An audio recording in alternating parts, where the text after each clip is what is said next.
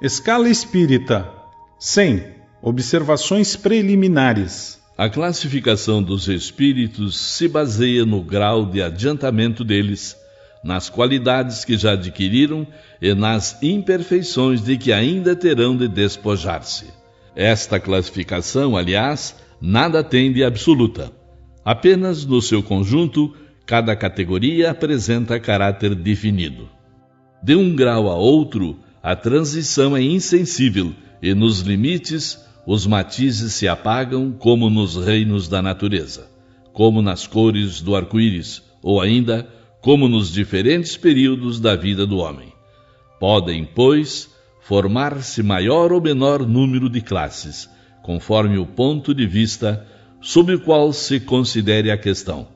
Dá-se aqui o que se dá com todos os sistemas de classificações científicas. Esses sistemas podem ser mais ou menos completos, mais ou menos racionais, mais ou menos cômodos para a inteligência. Sejam, porém, quais forem, em nada alteram as bases da ciência. Assim, interrogados sobre este ponto, é natural que os espíritos hajam divergido quanto ao número das categorias, sem que isto tenha maiores inconvenientes. Entretanto, alguns se agarram a esta contradição aparente, sem refletirem que os espíritos não ligam a menor importância ao que é meramente convencional.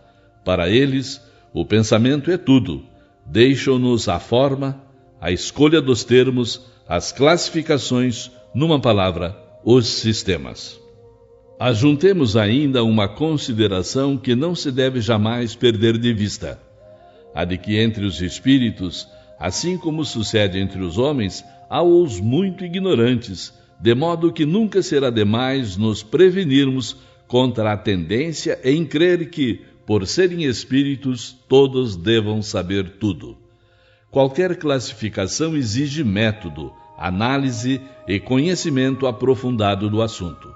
Ora, no mundo dos espíritos, os que possuem limitados conhecimentos são, como neste mundo, os ignorantes, incapazes de abranger um conjunto, de formular um sistema. Não conhecem ou não compreendem, senão imperfeitamente, uma classificação qualquer.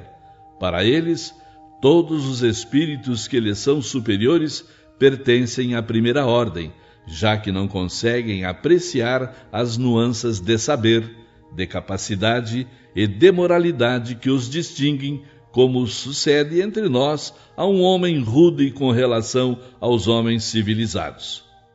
Mesmo aqueles que são capazes de o fazer podem variar nos detalhes, conforme os seus pontos de vista, sobretudo quando se trata de uma divisão que nada tem de absoluta. Linné, Jussieu e Tournefort tiveram cada um o seu método, sem que por isso a botânica mudasse no que quer que fosse. É que nenhum deles inventou as plantas, nem os seus caracteres. Apenas observaram as analogias, segundo as quais formaram os grupos ou classes. Foi assim que procedemos. Não inventamos os espíritos nem as suas características. Vimos e observamos, julgamo-los pelas suas palavras e atos. Depois os classificamos pelas semelhanças, baseando-nos em dados que eles próprios nos forneceram. Os espíritos admitem, geralmente, 3 categorias principais ou 3 grandes divisões. Na última, a que fica na parte inferior da escala, estão os espíritos imperfeitos, caracterizados pela predominância da matéria sobre o espírito e pela propensão ao mal. Os da segunda se caracterizam pela predominância do espírito sobre a matéria e pelo desejo do bem. São os espíritos bons. A primeira, finalmente, compreende os espíritos puros, os que atingiram o grau supremo da perfeição. Esta divisão nos parece perfeitamente racional e com caracteres bem delimitados. Só nos restava destacar, mediante um número suficiente de subdivisões, as principais nuances do conjunto. Foi o que fizemos com o concurso dos espíritos, cujas benévolas instruções jamais nos faltaram. Com o auxílio desse quadro, será mais fácil determinar a ordem e o grau de superioridade ou de inferioridade dos espíritos, com os quais podemos travar relações e, por conseguinte, o grau de confiança e de estima que merecem.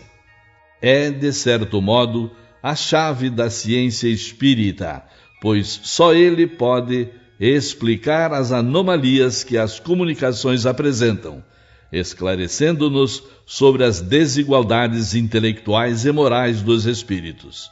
Cumpre observar, todavia, que os espíritos não ficam pertencendo exclusivamente a esta ou aquela classe. Como o progresso deles só se realiza gradualmente e muitas vezes mais num sentido do que em outro, pode ser que reúnam em si características de várias categorias, o que é fácil de avaliar por sua linguagem e seus atos.